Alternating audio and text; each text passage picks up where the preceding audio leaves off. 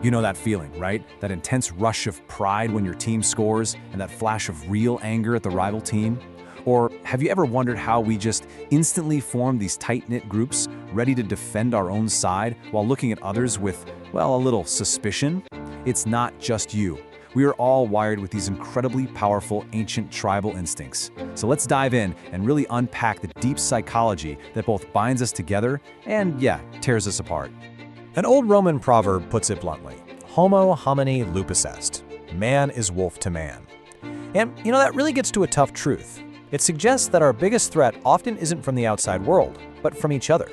And it's not just about one-on-one fights. It's about what happens when we form packs. Because when we're in a group, our ability to do amazing cooperative things and our ability to be hostile, it all gets amplified. Sometimes our own human nature is our biggest enemy. So that brings us to the big question we're tackling here. What is this force that creates such an incredible sense of belonging and loyalty? And, maybe more importantly, what's the dark side of that exact same instinct? We're about to uncover the hidden costs of our group identities, those psychological tripwires that can flip unity into division in a heartbeat. All right, so to really get a handle on our tribal side, we have to start at the foundation, and that foundation is loyalty. Let's break down what it is exactly and how it works. Because honestly, it is the master key to understanding why we act the way we do in groups. Look, at its best, loyalty is an absolutely beautiful and powerful force for good. It's the social glue that's allowed us to build everything from families to entire civilizations. It's why soldiers will risk their lives for each other, why a community pulls together after a disaster. It gives us that deep sense of belonging that we all as humans crave. It's the bedrock of cooperation itself. But, and this is the huge but, we just can't ignore this part. The very same psychological switch that creates a bonded us automatically creates a separate them. The intense solidarity, that trust we feel for our in-group, it can instantly flip into suspicion and hostility towards an out-group. Think about it. The love for your country can fuel nationalism. The passion for your team can make you truly despise the rival. Loyalty, it turns out, is a coin with two very, very different sides. Now, what happens when this whole us versus them thing goes into overdrive? Well, you get something pretty dangerous called group narcissism. And this isn't just healthy pride. Oh no. It's an aggressive, fragile belief that my group is superior, and it comes with this desperate need for everyone else to agree. So when a group like this feels threatened, it doesn't self-reflect, it lashes out. Any disagreement is seen as betrayal, and any criticism feels like a full-blown attack. So, okay, we've established these instincts are ancient. They're hardwired into our DNA from way back. But how do they actually work now, in our world of smartphones and algorithms and social media?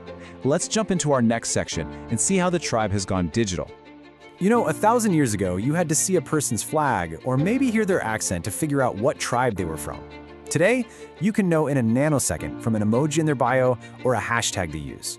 Our instincts haven't changed one bit, but the technology that cranks up the volume on them has been turned up to 11. It just broadcasts our loyalties and our rivalries at the speed of light. And what's really fascinating here is how these modern tools work. A meme isn't just a funny picture. It's an incredibly efficient little package of ideology. It can take a complex, emotionally charged idea and stuff it into a single, shareable image that makes your in-group feel totally right. A profile picture frame, a hashtag, that's your digital uniform. It instantly signals which team you're on in this giant global arena. This chart just lays it all out so perfectly. The donkey and elephant are classic examples of instant identification, right? But this isn't just about politics. I mean, think about the console wars between gamers, or even something like CrossFitters versus yogis. Every single one of these groups has its own symbols, its inside jokes and memes, a heroic story about us, and of course, a simplified, often unflattering caricature of them. The psychological blueprint is exactly the same, no matter what the tribe is about. Okay, so we've kind of diagnosed the problem. We've got these ancient instincts, and they're being supercharged by modern tech. And yeah, that can sound pretty grim, but the point here is not to despair. Understanding how these things work is the single most important step toward getting a handle on them. And that brings us to our final section, building a little ethical wisdom. This is the payoff. This is the practical part. Because knowing all this stuff is one thing, but how do we actually use this knowledge to move through our world a little more thoughtfully? How do we become masters of our own evolutionary programming, instead of just being slaves to it? So here it is, a clear 3-step game plan. First, Just learn to identify the feeling. It's that flash of anger or self-righteousness you get when you're scrolling your feed. That's the signal. Just name it.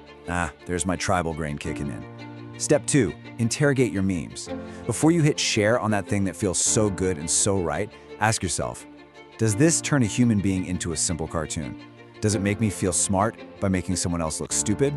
If the answer is yes, you're probably dealing with tribal propaganda. And finally, this is the hardest one. Genuinely try to understand the story of them. This doesn't mean you have to agree with them. It just means finding the most intelligent version of their argument and understanding why they believe it. It's the only way out of blind hostility. So here's the bottom line. We've seen that loyalty is this neutral source of immense power. It's the engine behind our greatest acts of cooperation and our most bitter fights. And you can't just get rid of it. It's baked into who we are. So the question isn't if you're going to be loyal. The question is, now that you know how it all works, how are you going to choose to wield that power?